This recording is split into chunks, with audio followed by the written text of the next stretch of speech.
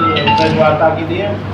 हमारे साथ आज इस प्रेस वार्ता में आम आदमी पार्टी उत्तर प्रदेश के सैनिक प्रकोष्ठ के अध्यक्ष नवनियुक्त अशोक कमांडो जी हैं। ये आपके सामने जो युवाओं को ठगने वाली अग्निवीर योजना आई है उस पर अपने विचार रखेंगे। हमारे साथ में हमारे प्रदेश के नवनियुक्त युवा के अध्यक्ष और हमारे नोएडा विधानसभा से प्रत्याशी रहे भाई पंकज अवाना जी हैं, मेजर साहब हैं, कैप्टन साहब हैं, हमारे नोएडा विधानसभा के विधानसभा अध्यक्ष नितिन प्रजापति जी हैं, ये जिला उपाध्यक्ष राकेश अवाना जी हैं, ये कैप्टन ये नरेंद्र सिंह जी हैं, ये भी आर्मी से रिटायर्ड हैं। तो ये सारे लोग आर्मी के अपने अनुभव आपके साथ साझा करेंगे कि अग्निवीर योजना किस तरीके से युवाओं के खिलाफ है। तो मैं चाहूँगा यूथ के बंधुओं को मेरा नमस्कार। आज हमारे बीच में बैठे नवनियुक्त सैनिक प्रकोष्ठ के प्रदेश अध्यक्ष बड़े भाई अशोक कमांडो जी, गौतम बुद्ध नगर जिले से हमारे जिला अध्यक्ष भूपेंद्र जादौन जी, वह मंच पर आसीन सभी पार्टी के वरिष्ठ कार्यकर्ता। आज जो हमारी प्रेस हम आप लोगों के सामने प्रेस पे आए हैं यहाँ पर अपनी बात रखने के लिए, जो अग्निवीर एक बहुत बड़ा मुद्दा पूरे भारत के अंदर चल रहा है, जिसमें हमारे नौजवान साथी रोडों पे अपने हक और अधिकार की लड़ाई लड़ रहे हैं। अग्निवीर के बारे में आप सभी को भली भांति पता है। जो अग्निवीर योजना ये भाजपा सरकार लेके आई वो हमारे नौजवानों के विरुद्ध है, हमारे देश के विरुद्ध है। तो सभी इसी चीज की मांग करते हैं कि ये जो योजना लागू भाजपा सरकार ने की इसको वापस किया जाए, क्योंकि हमारे जो नौजवान साथी हैं वो पूरी जिंदगी अपने देश की सेवा करना चाहते हैं, भारत देश की सेवा करना चाहते हैं, ना कि 4 साल वो भारत की सेवा करना चाहते हैं। वो पूरी जिंदगी चाहते हैं कि हम अपनी भारत माता के लिए कुछ करें, अपनी भारत माता की सेवा कर सकें। लेकिन जब ठगने वाली योजना ये लोग लेके आए, मात्र 4 साल ही हमारा नौजवान सेना में भर्ती होगा और फिर उसको रिटायर कर दिया जाएगा। जब एक देश का नेता, प्रधानमंत्री, मुख्यमंत्री, सांसद, विधायक पूरी जिंदगी देश की सेवा करना चाहता है, देश की सेवा करता है, तो हमारे नौजवानों का भी हक और अधिकार है कि वो अपने देश की सेवा। 4 साल के बाद भी उनकी कोई पेंशन नहीं है, उनका कोई आगे का भविष्य तय नहीं किया सरकार ने कि 4 साल बाद इनको क्या ये लोग देंगे, क्या इनकी प्लानिंग है। कोई तो भाजपा का नेता बोलता है कि ये पकौड़े तलेंगे, हमारे नौजवान जो है पकौड़े तलने की योजना हमारे पास है, गोबर बेच के नौजवानों को रोजगार देने की हमारे पास योजना है।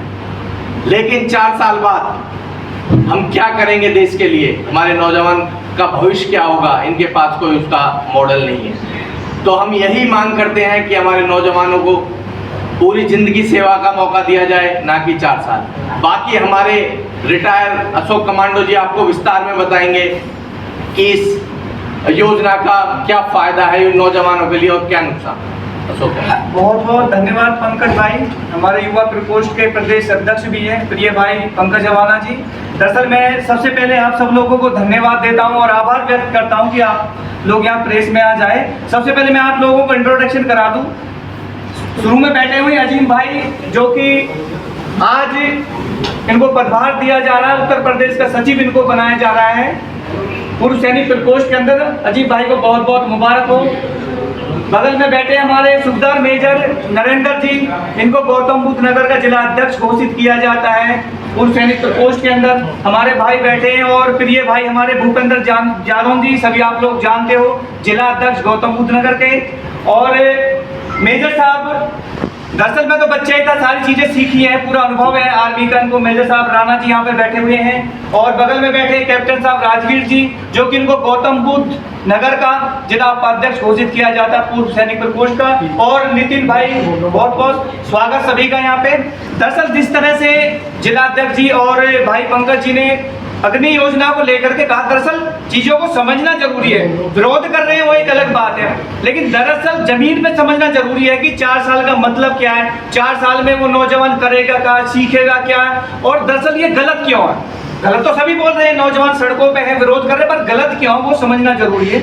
मैं 20 साल फोर्ट राजपूत रेजिमेंट में रहा और मेरे विदेशी टूर रहे, अफ्रीका में रहा मैं, 99 का कारगिल युद्ध है उसमें बढ़ चढ़ कर हिस्सा लिया, तो अनुभव है मेरे पास में, वही मैं आप लोगों के साथ में शेयर करूंगा। दरअसल समझने वाली बात यह है जो आप लोगों को भी अच्छा लगेगा सुनने के अंदर।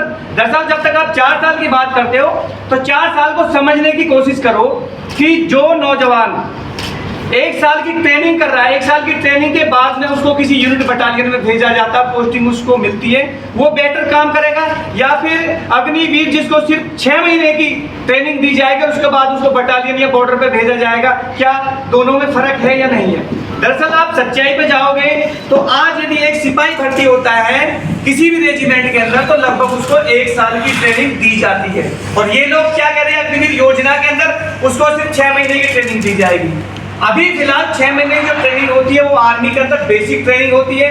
बेसिक ट्रेनिंग का जो मतलब मैं आप लोगों को बताऊं, दरअसल उसमें फिजिकली और मेंटली और एक अनुशासन में ढाला जाता है सिपाही को 6 महीने के अंदर, एडवांस ट्रेनिंग उसको नहीं दी जाती, ये समझने की चीज है। उसके बाद सबसे बड़ा जो मुझे दुख होता है ये होता है कि यदि कल को हमारा वो जवान बॉर्डर पे जाता है और भगवान ना करे उसके साथ हादसा हो जाए, उसको कोई गोली लग जाए तो उसको शहीद का दर्जा नहीं मिलेगा, उसको किसी डिब्बे में पैक कीजिए, घर भेज दीजिए और बोल दीजिए कि इस जवान की यहाँ पे हत्या हो गई, इसकी मौत हो गई यहाँ पे।